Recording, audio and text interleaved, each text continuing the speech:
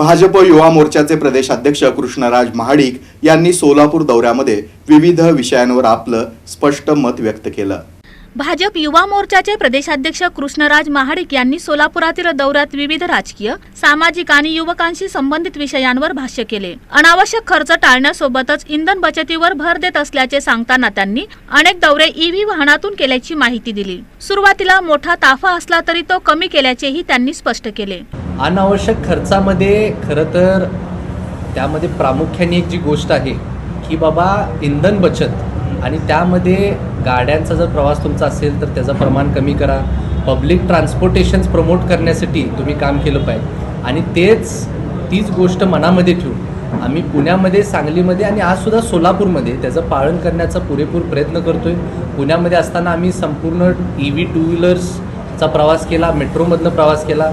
आज ह्या शहरांमध्ये जरी मेट्रो उपलब्ध नसेल परंतु आम्ही ईव्ही गाड्या घेऊन आता प्रवास करतोय। त्यामुळे एकत्रित आमची संपूर्ण युवा पिढी ह्या संपूर्ण गोष्टीमध्ये सक्रियपणे काम करत आहे। युवा मोर्चाच्या माध्यमातून अनेक नगरसेवक पुढे आल्याचे सांगत राजकीय जीवनात काम करण्यासाठी युवा मोर्चा प्रभावी व्यासपीठ ठरत असल्याचे महाडिक म्हणाले। सोलापूरमध्ये खास करता मी आज ज्या आमच्या नगरसेवक नगरसेविकांना भेटलो त्यामध्ये अनेक नगरसेवक किंवा जे लोकप्रतिनिधी तयार झालेत हे युवा मोर्चाच्या माध्यमातून पुढे आलेले आहेत आणि आपल्याला अभिमानाने सुद्धा सांगतो की युवा मोर्चा मी हे पदभार स्वीकारल्यापासून सुद्धा मला जाणवतंय की एक व्यासपीठ किंवा एक पायाभरणी आपण ज्याला म्हणू शकतो राजकीय जीवनामध्ये जर तुम्हाला काम करायचं असेल आणि ते सोडून सुद्धा मी जसं सांगितलं की आज वेगवेगळ्या क्षेत्रांमध्ये काम करणाऱ्या युवकांना सुद्धा युवा मोर्चाच्या माध्यमातून कसं व्यासपीठ मिळवता येईल याकडे आमचं लक्ष असणार आहे। नवीन युवक युवती मोठ्या संख्येने पक्षात येण्यासाठी इच्छुक असल्याने विविध निवडी सुरू असल्याचेही त्यांनी सांगितले। आम्ही खरं तर युवा शक्ती जागर यात्रेच्या माध्यमातून संपर्क हा तर पहिला विषय आहे, परंतु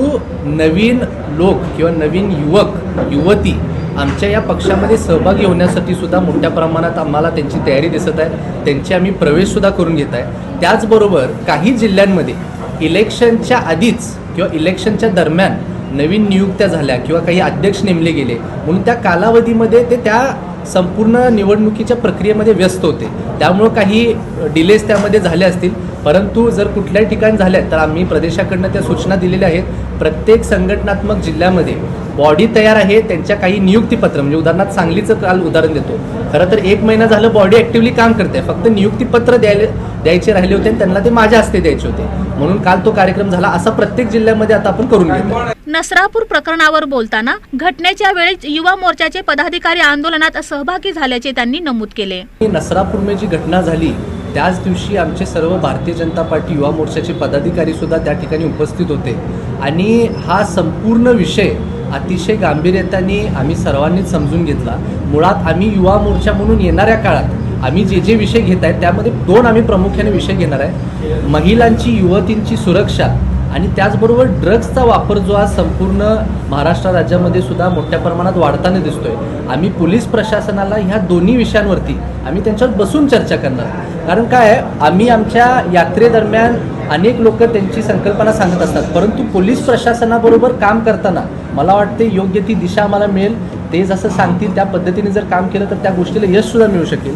त्यामुळे येणाऱ्या काही दिवसांमध्ये आता मी यात्रेमध्ये व्यस्त आहे, परंतु हे झाल्या आम्ही काही प्रमुख पोलीस प्रशासनामधल्या अधिकाऱ्यांची भेट घेणार आहे आणि त्यांच्याकडून समजून घेणार आहे की ग्राउंडवरती तुमचे सर्व लोक तर काम करत आहेत, पण आम्ही युवा मोर्चा म्हणून किंवा आम्ही युवक म्हणून आमची सुद्धा ह्या महाराष्ट्र राज्याकडे एक जबाबदारी म्हणून कशा पद्धतीने ह्या गोष्टी थांबवण्यासाठी काम केलं पाहिजे हे समजून घेणे आणि त्याच्या पुढची वाटचाल आम्ही ठरवणार। महिला सुरक्षा आणि ड्रग्स विरोधी मोहीम यंत्रांच्या माध्यमातून राबविण्यात येत असून पोलीस प्रशासनालाही सहकार्य करण्याची भूमिका युवा मोर्चा घेणार असल्याचे त्यांनी सांगितले।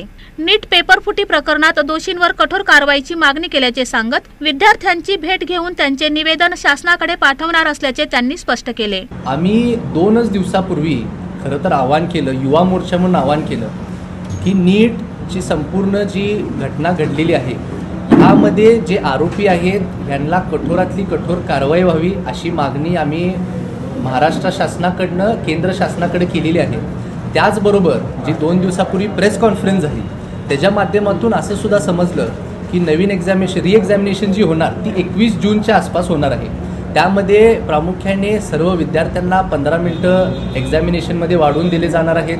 त्याचबरोबर त्यांच्या प्रेफरन्सचं एक्झामिनेशन सेंटर त्यांना निवडता येणार आहे आणि मी आपल्याला सुद्धा सांगतो, मी मागचे 2-3 दिवस मी जे आवाहन केलं त्या माध्यमातून मी एक नंबरसुद्धा दिला होता की नीटचे एक्झामिनेशन करणारे जे विद्यार्थी आहेत मला त्यांच्याशी भेटायचं आहे. मी जरी महाराष्ट्र दौऱ्यामध्ये व्यस्त असलो तरी त्या गोष्टीला मी प्राधान्य देईन.